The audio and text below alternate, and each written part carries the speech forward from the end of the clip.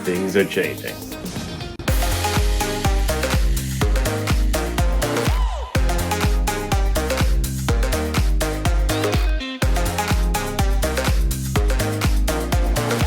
Welcome back to another episode.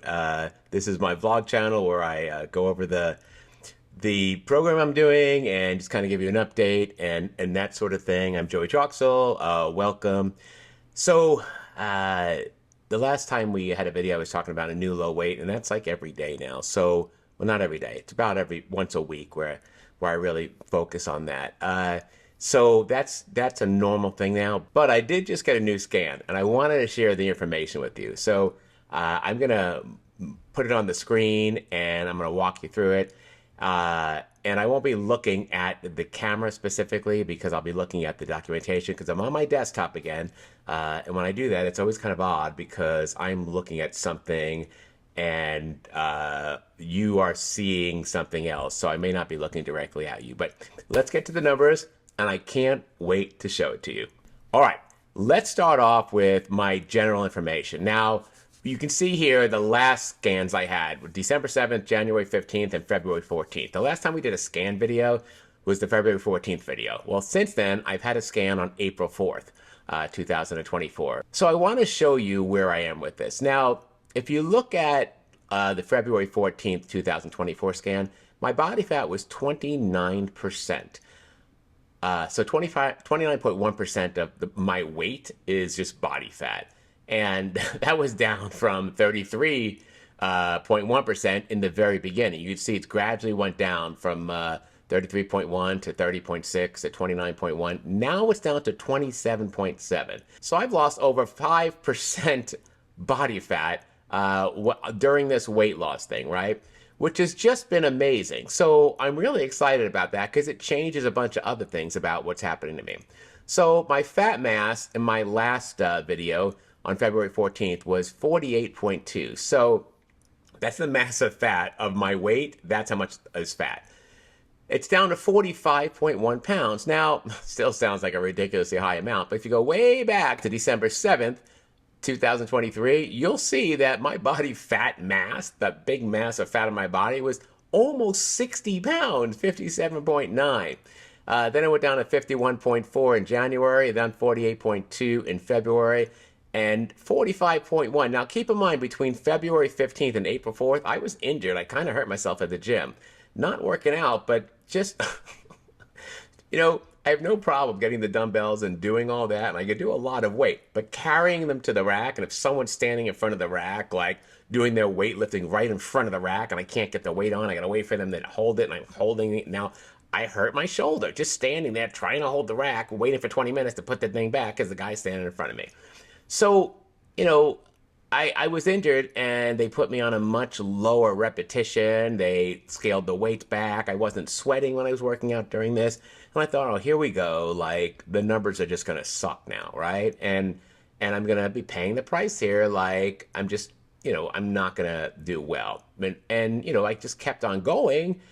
Thinking, well, I'm going to do what I can, right? Even though I can't do anything heavy, I'm just going to do a lot more, and I'm just going to keep going. Like, I'm not going to think about it. I'm just going to do what I normally do. I'll just do less. And the trainers were really good to make sure I didn't, re-injure myself. And still, I still dropped from 29.1% body fat to 27.7, and I still dropped the fat mass from 48.2 pounds to 45.1 pounds. So, like, it's still happening, right? Which is just amazing.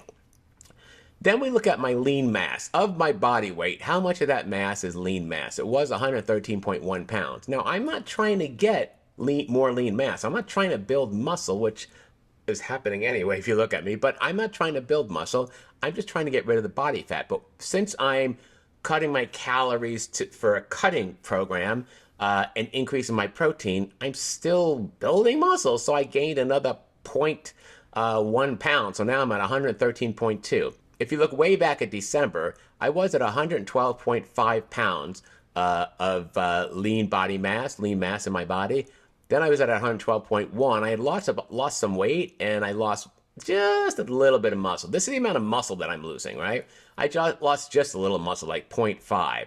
But then you can see in February, I put it right back on, right? And I was 113.1 pounds. So I gained a pound of muscle between January and February, and now I'm still gaining muscle. So it's interesting because that tells me that the weight that's coming off, like I'm down almost 20 pounds, the weight that's coming off, that's body fat. You can see it in the numbers here, and you can see my muscles didn't go down. So I protected my muscle by using protein to make sure I had enough muscle fuel, and then by having a calorie restriction, 1,400 calories, of making to get to target the body fat. So that's been my program. So I'm really excited that's working. Now, if you look at my body fat percentage rank, this is really cool because let's go back to December 7th. I was at risk, whatever the hell that means. At risk for what, right? Like passing out because I look in the mirror, like, and I look how fat, like at risk for what, right? So, but I'm at risk. And then, I lost some body fat. I went from 33.1 to 30.6, and I was still at risk, right?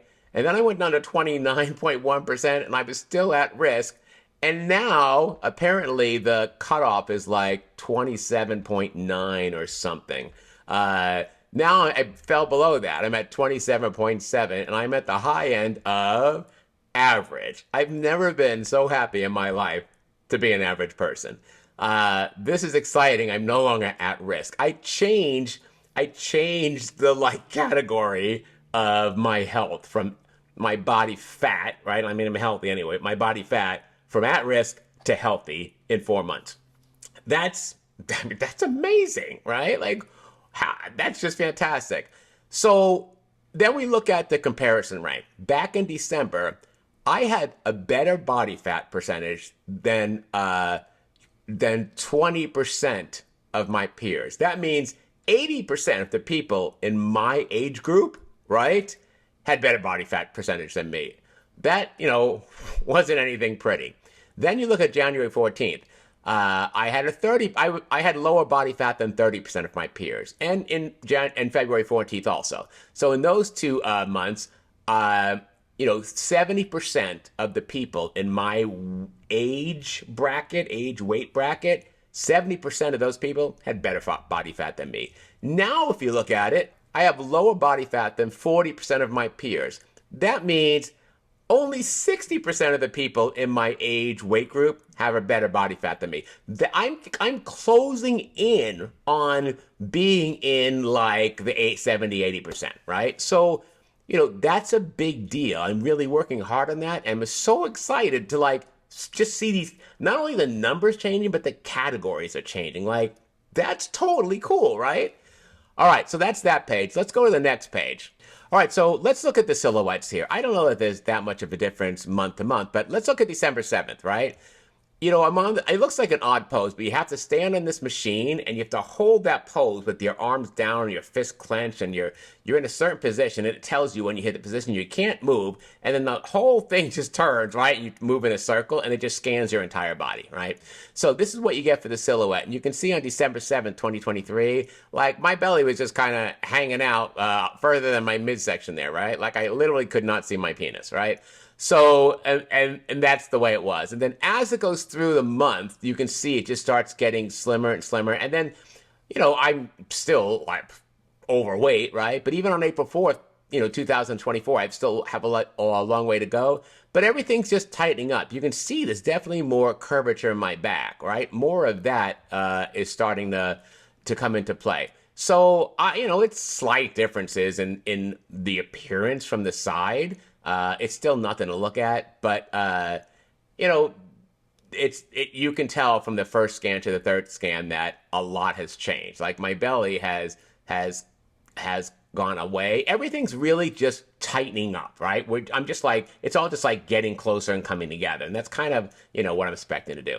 All right, let's look at the next slide here. The next one is my body composition. This is really interesting because on the left, right, I just did 3 of the scans here, but on the left, the first one, there's my 33.1 fat mass and my fat-free muscle mass of 66.9. You can see that blue piece of the pie, that's the fat. And that's the piece of the piece of the circle here, the piece of the pie that I'm trying to get to reduce. And as we go through, right, to April 4th, that little piece of the pie, or that that piece of the pie has become much smaller. So that's just kind of graphically showing you, what I've been telling you in the numbers here. All right. But this is really cool. Now look over here, December 7th. This is the pictures of this whole at-risk thing.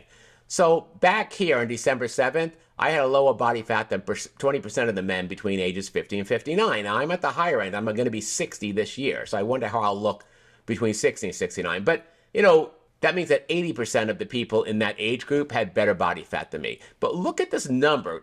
As you go down to the next scan on February 14th and then April 4th, that bar, that rectangle has moved to almost halfway through the page.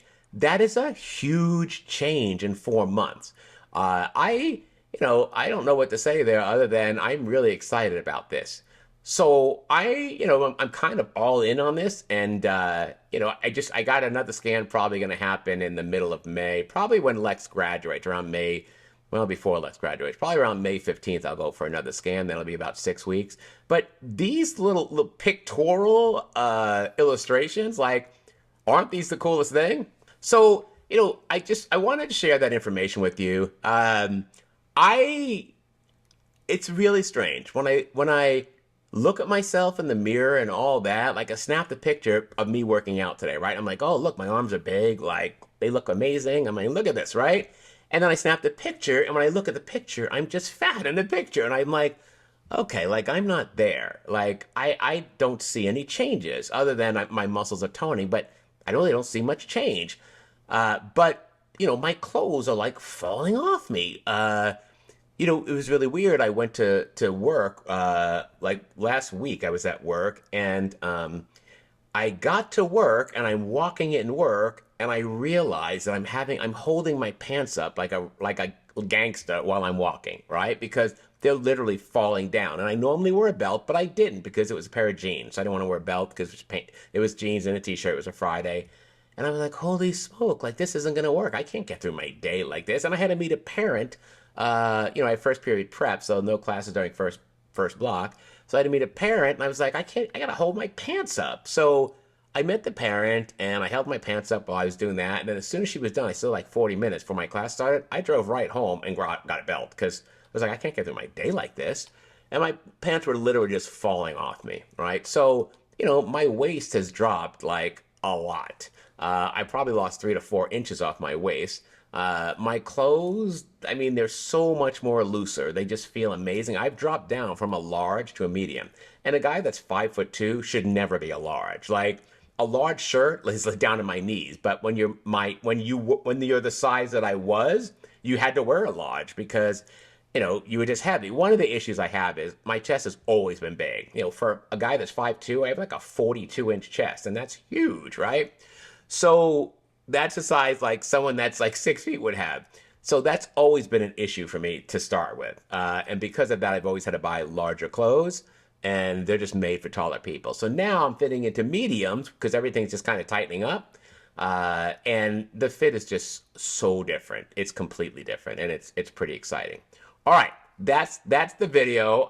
I wanted to share this with you. I know that you're following along with me. All I'm doing is I'm doing a bodybuilder's cutting cycle, and that is having a 500 calorie reduction, whatever your calories are, right? We figured it all out. Like, today I'm going to wind up burning about 2,700 calories. So I can eat about 2,200 calories and have a 500 calorie reduction if I want to. And that's because I worked out at the gym and I burned almost 600 calories just working on biceps, triceps, and shoulders. But, like tomorrow, I'm not going to work out, right? I don't work out because it's Thursday, and I'm not going to work out again until Monday. And I'm not going to burn 2,700 calories. I'm going to burn like 1,900, right? So I'm not going to be able to have more than like 1,400 calories tomorrow because I'm not going to burn more than 1,900, and I still want to have a 500 calorie deficit. So all I'm doing is keeping the calorie deficit, and then I'm making sure I have enough protein for the muscles I already have, so that when my body starts needing, energy, it burns that body fat and it doesn't burn up my muscle. Again, I've said this before since I started this program. This is the only time in my life I've ever lost weight and knew that it wasn't muscle, that I knew that for sure it was just body fat. The numbers show it. I feel it. I know it. And it's just amazing. Every other time, starch solution, whatever, right? Like I had no way of knowing what I was burning, right? I would lose weight, but I still looked fat, right? And I'm like, well, why do I look fat if I'm losing weight? Because I'm not gaining any more muscle. So where did that weight loss come from? For the first time ever, this program, I know that I'm losing body fat, not muscle. So I'm doing high protein and I'm keeping a 500 calorie deficit. I don't want to say I'm doing low calories because I'm not. Depending on the day, some days I can have like 2,200 calories and that's not low. So I just make sure to have a calorie deficit. Without a deficit, you're not losing weight. I know there are ding-dongs on the internet with master's degrees talking about you can eat as many carbohydrates as you want. You can eat as many calories as you want as long as they're whole food plant-based.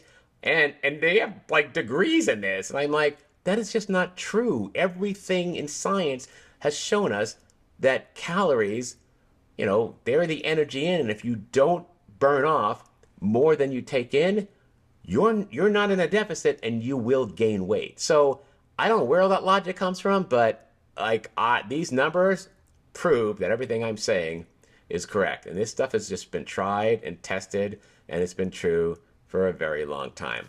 All right, hit that like video, show us some love, click on the subscribe button, you'll get notified every time I have a new video. I don't know how often that is, whenever there's news to share. And leave a comment below. Quite a few of you have been like, listen, I upped my protein and now I'm losing weight. Like, the thermogenesis of protein, the idea that protein, just having protein burns weight off because it takes more calories to burn protein than it does to burn the other stuff. That alone, right, should help you get over, any type of plateau. So keep leaving the comments. I love hearing them. I love that you're doing this with me. If you are doing this with me, let me know in the comments below. And I hope you're taking advantage of some of the recipes on Plant-Based Dads. I'm having to make all new recipes because, there's nobody doing 1,400 calories with high protein, right? Everyone doing that is doing 2,200 calories. So I'm having to make this work and create everything from scratch. And we might as well just do it together. All right. We'll see you next time. Bye-bye.